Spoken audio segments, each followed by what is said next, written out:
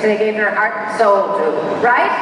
And the crew guys were coming and ripping up the set. I'm not exaggerating one bit. The consoles were being pulled, the chairs were being ripped out, the walls were being torn down, and they kept me an extra week for pickups, right? Janeway, you're going to be sorry you asked this question. They kept me for a whole week for close-ups and pickups and laughs and thinking about in my chair, while everything around me was being dismantled. 7.5 years, which is what it ended up being, of memories being just picked up and thrown out, right? Last thing, action. I say something. Cut. Print, thanks, Kate, with good 7 years. I stood up, and they came out with this group, the electric, picked up my chair, and carried it off the bridge. And Garrett Wong wonders why I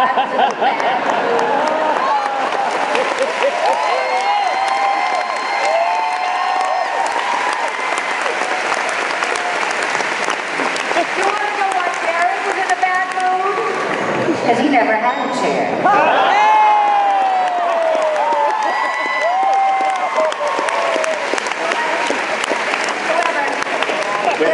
We have a question from a lady over here.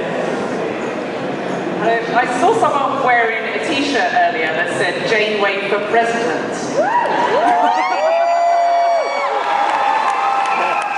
You've obviously inspired many people, and I wondered if you'd ever considered going into politics.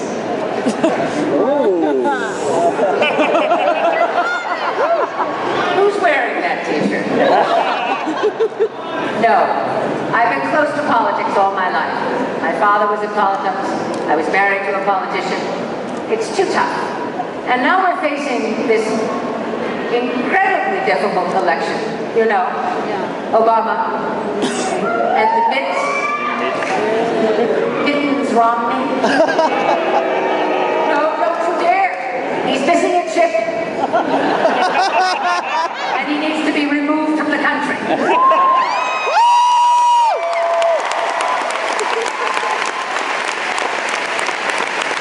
That's why politics is too diabolical for me.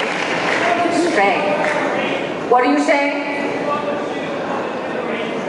What is he saying? We got it here. I can't understand anybody in this room. I hope it's good. Somebody ask it with the microphone and all. I want it here.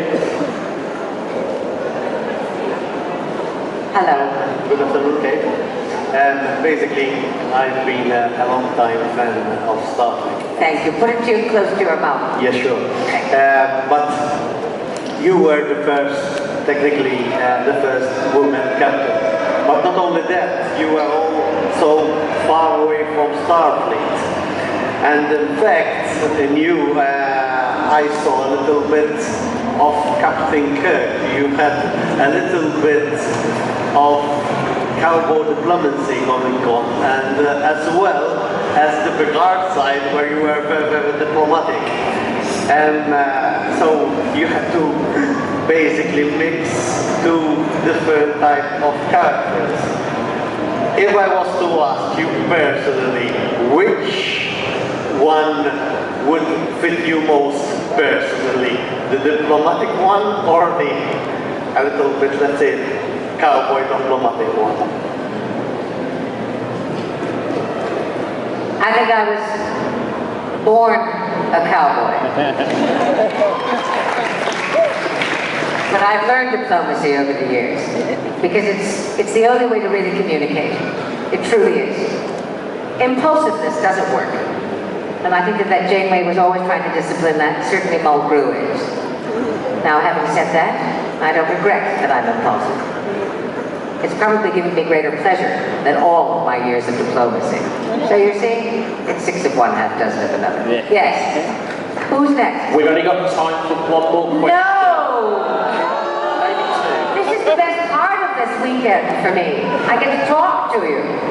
All right, but who? I have a lady. Can I have a young girl? I want a young girl up on the stage. A young girl with an important question. Well, then come on up. Who's coming up? Let's have some. Do I come with young girl? Somebody come up here and ask. Go. All right, here we go.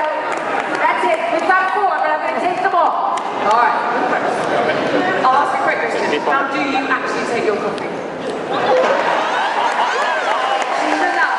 I make my coffee with cream. And often. All right? You can say it. Let's all say it together. There's coffee in that nebula.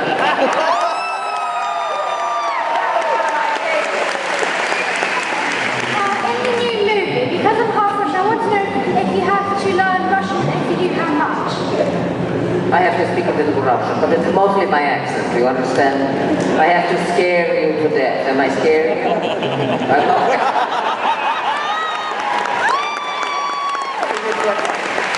But I'm trying to learn it to you. It's a very hard language. Do you speak another language? I speak Russian, French, and Spanish.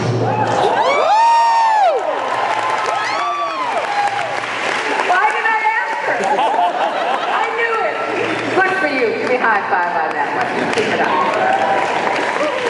Thanks for making one in Orlando last year in February. My question was, how did you feel about the resolution series? Would you have done anything differently about the ending? Yes. Really? No. Did you hear her question? How did I feel about the end? The last episode was called Endgame, and I had a hand in that. Now here's the thing, ladies and gentlemen, you can't please everybody, because something that we love is coming to an end. So you have to understand it's a very emotional thing. It's a conflict. You don't want it to end, so no matter how it ends, you're going to resent it. So I said, it's absolutely imperative to me as Janeway that this captain goes down with this ship, but that she lives to tell the tale. And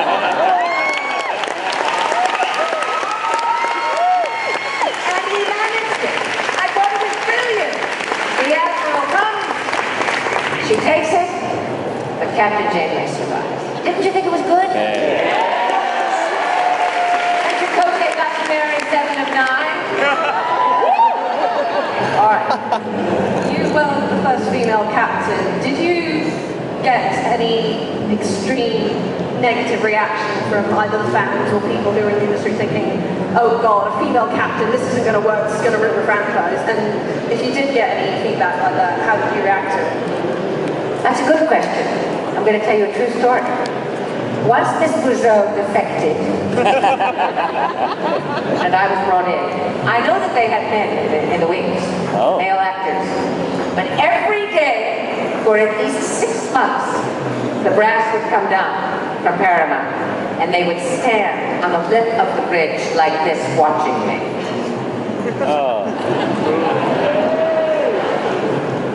Absolutely implacable. Nothing. I had to go through that for 6 months. So the judgment factor was extremely high, right? But what do you think my reaction to it was? I just winked at them. I blew them little kisses. Sometimes I tickled them when they were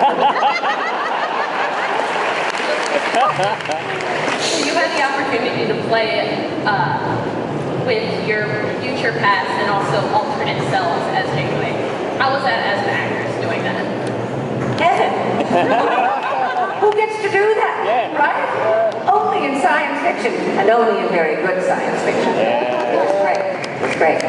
I especially liked Admiral Janeway. Didn't you like her wig? Yes. Great. If I look half that good when I'm 75, I'll be happy. Can you do for me a favor? Just imagine yourself in front of a replicator and order coffee. How did I do it? You do it. Coffee. Hot. Oh, coffee. Black.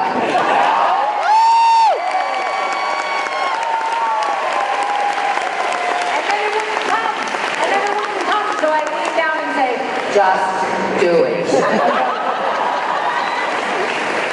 Female captain is a big step, but could there or should there have been a gay member of the Voyager crew, and if so, who should it? I've always said this. That's the only thing that was missing. Really missing from my crew. We needed a gay leader. At my side. Working for me, you understand. That was the missing piece, but it will come, right? Yeah. Yes. It takes time, these things, but we're doing well in the world, are we not? Leagues ahead of where we were. That will come next. You've talked about inspiring other women and inspiring through science, philosophy and ideology. Did it ever inspire you? Did it ever change you? Did it ever encourage you to read more or, I don't know, find out more and alter yourself in some way? Absolutely, what a great question. Because when I started, and I knew nothing, and it was absolute technobabble to me, and I was terrified, they handed me the Okuda Bible.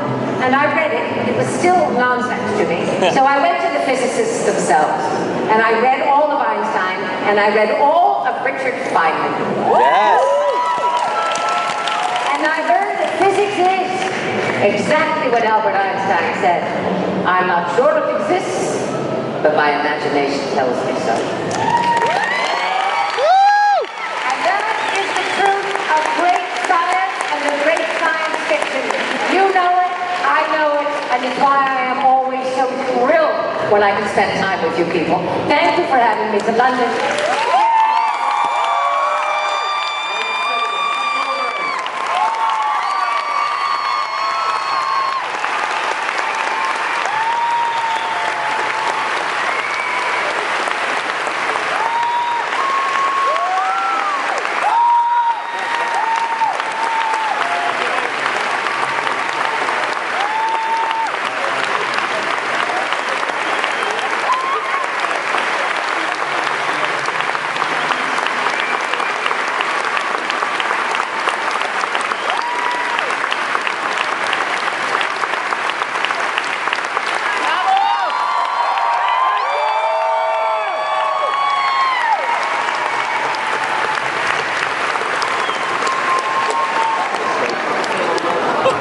Oh my god, I just said to her, I heard the child had crashed, and she went, "Your